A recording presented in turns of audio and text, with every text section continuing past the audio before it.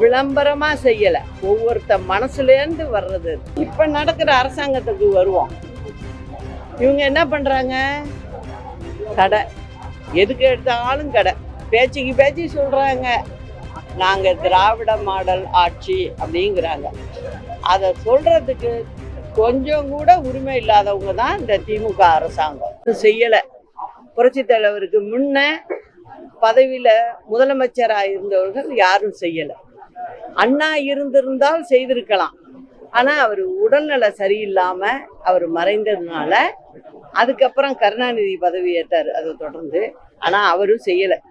ஆனா புரட்சி தலைவர் கட்சி ஆரம்பிச்சு இவரு முதலமைச்சர் ஆன உடனே இத செஞ்சார். அது ஒண்ணு. அது மட்டும் இல்லாம ரேஷன் கடைகள், அது வரைக்கும் ரேஷன் கடைகள் எப்படி இருந்துச்சுன்னா, ஊர்ல கிராமத்துல ஒரு வசதி படைச்சவங்க இருக்காங்கன்னா அவங்க வீட்டு வாசல்ல கொண்டு போய் அவங்க வீட்டு திண்ணையில கொண்டு போய் வச்சிருவாங்க. அவங்க கிட்டதான் போய் அந்த ஊர் மக்கள் போய் ரேஷன் சாமான வாங்கணும். அந்த நிலையும் மாத்தினவரு புரட்சி தலைவர் தான். என்ன நினைக்கிறாரு? இது என்னது? இது அரசாங்கத்துக்கும் அதுக்கும் சம்பந்தமே இல்லாம இருக்கு. இது அரசாங்கம் கொடுக்கிற பொருள்கள் ஏழை மக்களும் வாங்குது ரேஷன் கடையில. அவங்களுக்கு அந்த சாமான் போய் சேரணும் வீட்டுக்கு அப்படின்னு சொன்னா அரசாங்கம் தான் நடத்தணும்னு சொல்லி அந்த முறையையும் மாற்றி புரட்சி தலைவர் காலத்துலதான் நல்லா அதை எப்படி வகைப்படுத்துறதுங்கிறத முடிவு பண்ணி முதல் ரேஷன் கடைகளை அரசுதான் செய்யும் அப்படின்னு சொல்லி அன்னைக்கு தலைவர் இருந்த காலத்துல ஆட்சி செய்த போது 22,000 கடைகளை திறந்தார். ஒரு கடைக்கு 2 பேருன்னு வச்சீங்கன்னா கூட 44,000 பேருக்கு வேலை கிடைச்சிருக்கு அன்னைக்கு. அது மட்டும் இல்ல, அரசாங்க கடையா அப்படிங்கும் போது எல்லாரும் போய் கேட்ட நேரத்துல வாங்கிட்டு போகலாம். அந்த முறையை கொண்டு வந்தவர் அவர்தான். அதுக்கப்புறம் பின்னாடி காலங்கள்ல அம்மா முதலமைச்சர் ஆன பிறகு அந்த தேர்தல் டூர் சுற்றுப்பயணம் போகும்போது சில கிராமங்கள்ல சொன்னாங்க. நானும் அங்க பக்கத்துல இருந்தேன், அதனால எனக்கு நல்லா தெரியும். என்ன சொன்னாங்கன்னாக்க, மலையில இருக்கிறவங்க ரொம்ப குக்கிராமம், இருக்கிறதோ 300 குடும்பம் 200 குடும்பம். எங்களுக்கு ரேஷன் வாங்கறதுக்கே கீழே கடைக்கு வர வேண்டியதா இருக்கு. கிட்டத்தட்ட 9 கிலோமீட்டர் மலையிலேருந்து இறங்கி நாங்க கஷ்டப்பட்டு வாங்கணும். இதை சுமைய தூக்கிட்டு போகணும், கஷ்டப்படுறோம்னு சொன்னாங்க. அந்த மாதிரி சொன்ன இடங்கள் அத்தனையும் ஆராய்ந்து பார்த்து அம்மா முதலமைச்சர் ஆனோன்னு, அதாவது நடமாடும் ரேஷன் கடை அதை கொண்டு வந்தது அம்மா தான்.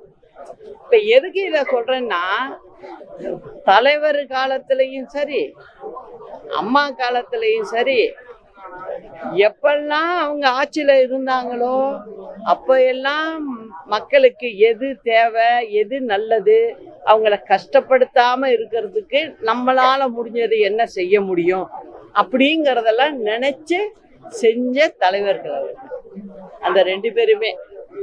இன்னைக்கும் பாத்தீங்கன்னா புரட்சி தலைவரை சத்துணவு தந்த சரித்திர நாயகன் அப்படின்னு சொல்றாங்க, ஏழைகளின் விடிவெள்ளி அப்படின்னு சொல்றாங்க, போற்றி புகழ்றாங்க. விளம்பரமா செய்யல, ஒவ்வொருத்த மனசுல இருந்து வர்றது. இப்படி வாழ்ந்தவர் இன்னைக்கும் ஒவ்வொரு குடும்பத்தோடையும் வாழ்ந்துகிட்டு இருக்காரு அப்படிங்கிறத நான் சொல்லிக்கிறேன். அதே போல அவர் காலத்துலதான் டைட்டன் வாட்ச், அந்த கம்பெனி புரட்சி தலைவர் தான் கொண்டு வர்றார். அதுல பாத்தீங்கன்னா அன்றைய காலகட்டத்துல ஒரு சிறிய முதலீடு அரசாங்கத்து சார்புல தலைவர் பணம் கொடுக்குறாரு. அது டாடா நிறுவனம் நடத்துது. அதுல நம்ம பங்கும் கொஞ்சம் இருக்கு. அன்னைக்கு சொற்ப பணம் கொடுத்து அதுல ஷேரை வாங்கி வச்சிருந்தாரு. யாருக்கு? அரசாங்கத்துக்கு. அரசாங்கம்னா யாரு? மக்கள் தான். அவங்களுக்காக வாங்கி வச்சதுதான் அது. அதனுடைய மதிப்பு இன்னைக்கு 85,000 கோடி. இது யாருக்கு சேர்த்து வச்சிருக்கிறாரு? அவரு மக்களுக்காக தான் சேர்த்து வச்சிருக்காரு. இதையும் செஞ்சவர் அவரு தான். அதுல இன்னொன்னையும் பார்க்கணும். ஒரு ஓசூருங்கிறது கிருஷ்ணகிரி மாவட்டத்துல இருக்கு. அப்ப ரொம்ப பின்தங்கி இருந்துச்சு அந்த மாவட்டம். அந்த மாவட்டத்துல தான் அங்கதான் தொடங்குறாரு.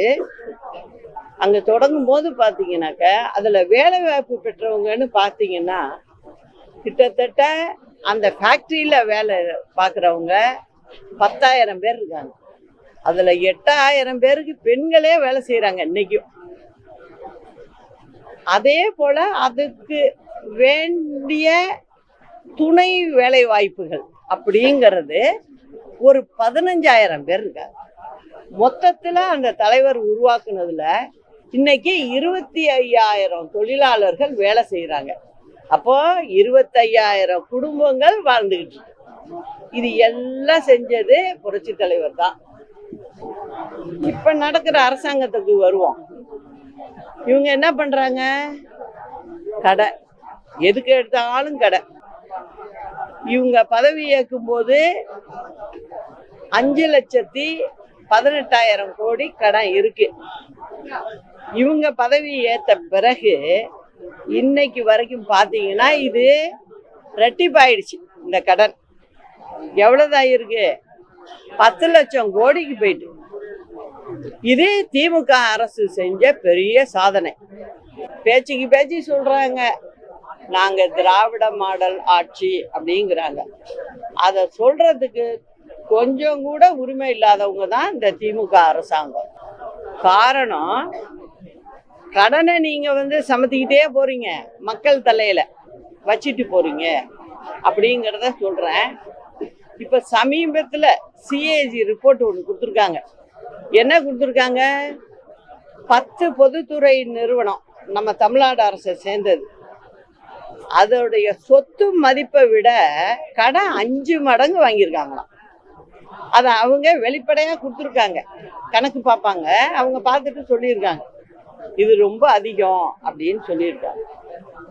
அது மட்டும் இல்லாம இப்ப நீங்க பாத்தீங்கன்னா டிரான்ஸ்போர்ட், போக்குவரத்து துறை, மின்சாரத்துறை, இந்த மாதிரி ஒரு இதுல பாத்தீங்கன்னா அதுலயும் கடன் கிட்டத்தட்ட 2 லட்சம் கோடி கடன் வாங்கியிருக்காங்க. அப்ப மொத்தத்துல பாத்தீங்கன்னா திமுக அரசாங்கம் பதவியேற்றதுலேருந்து இன்னைக்கு தமிழ்நாடு அரசுக்கு உள்ள கடன் 12 லட்சம் கோடி. இந்த 12 லட்சம் கோடிய இவங்க வாங்கிட்டு போயிடுவாங்க.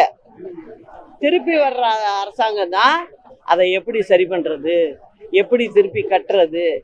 மாதத்துக்கு 6,000 கோடி வட்டி மட்டும் கட்டுறாங்க, ஒரு நாளைக்கு கட்டுறாங்க.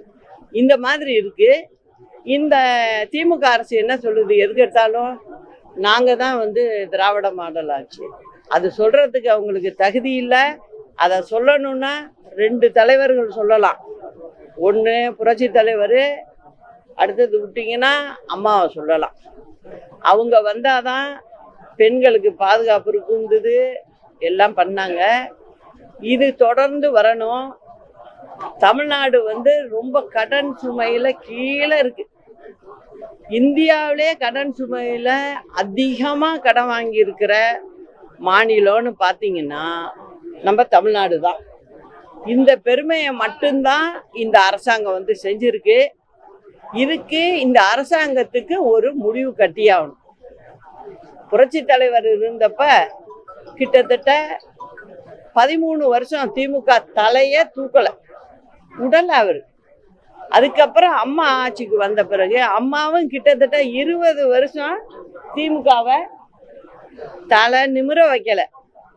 இப்ப சில தவறுகள் அதிமுக செஞ்சதுனாலதான், அரசியல் ரீதியான முடிவுகள்ல தப்பா இருந்ததுனாலதான் இந்த முறை இந்த திமுக ஆட்சிக்கு வந்தது. இப்போ அந்த நிலையை மாத்துறதுக்கு தான் என்னோட முழு முயற்சிகள். மக்கள் எங்க கூட இருக்காங்க. நிச்சயமா இந்த திமுகவை வரும் 26 தேர்தலில் வரவிடாம பண்ணி அம்மாவோட ஆட்சியை கொண்டு வந்து மக்களுக்கு நல்ல பல திட்டங்களை எங்க 2 தலைவர்கள் வகுத்து கொடுத்த வழியில செய்வோங்கிறத சொல்லிக்கிறேன்.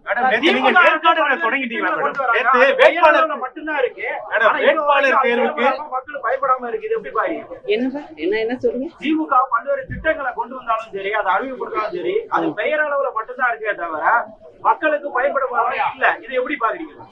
அதுதான் எல்லாம் மக்களுக்கே தெரியுமே.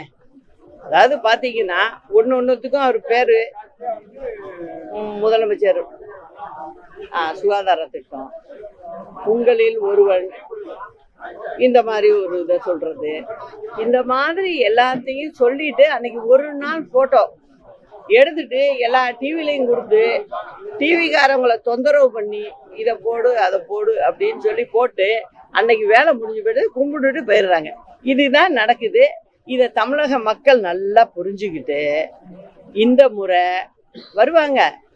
நான் இவ்வளவு தர்றேன், அவ்வளவு தர்றேன், இப்போடு உனக்கு கொலுசு வாங்கி தர்றேன், தோடு வாங்கி தர்றேன், மூக்குத்தி வாங்கி தர்றேன் அப்படின்ட்டுலாம் வருவாங்க. ஒவ்வொருத்த வீட்லையும் இன்னைக்கு இந்த திமுக அரசுனால 8000லேருந்து 10,000 ரூபாய் எல்லாத்துக்கும் கைவிட்டு எக்ஸ்ட்ரா செலவு பண்ணிக்கிட்டு இருக்காங்க. வரிங்கிற விகிதத்துலையும் சரி எல்லாத்துலேயும் இந்த மாதிரி தவறுகள் மக்கள்கிட்டேருந்து வாங்கிட்டு இருக்காங்க. இதை மக்கள் நல்லா தெளிவா புரிஞ்சுக்கிட்டு செயல்படணுங்கிறத கேட்டுக்கிறேன்.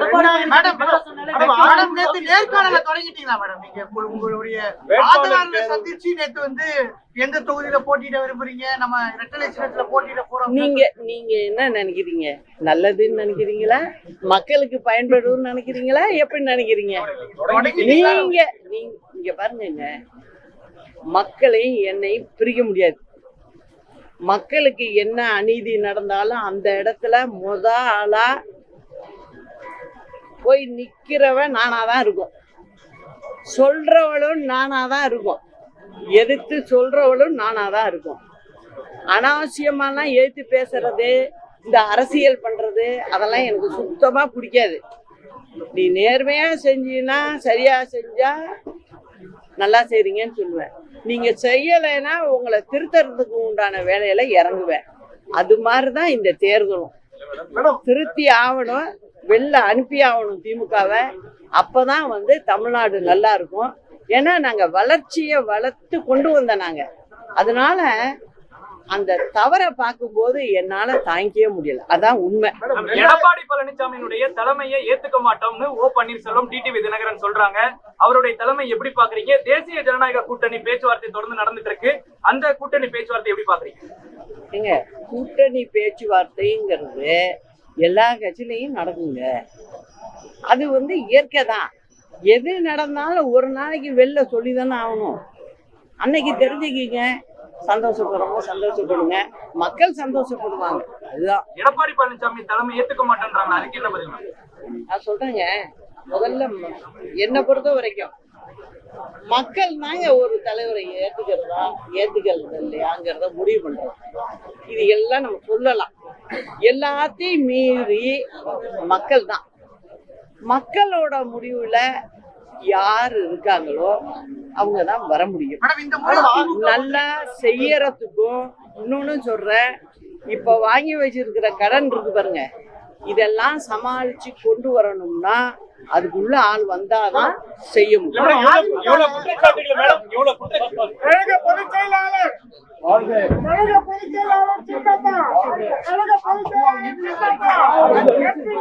சின்னமா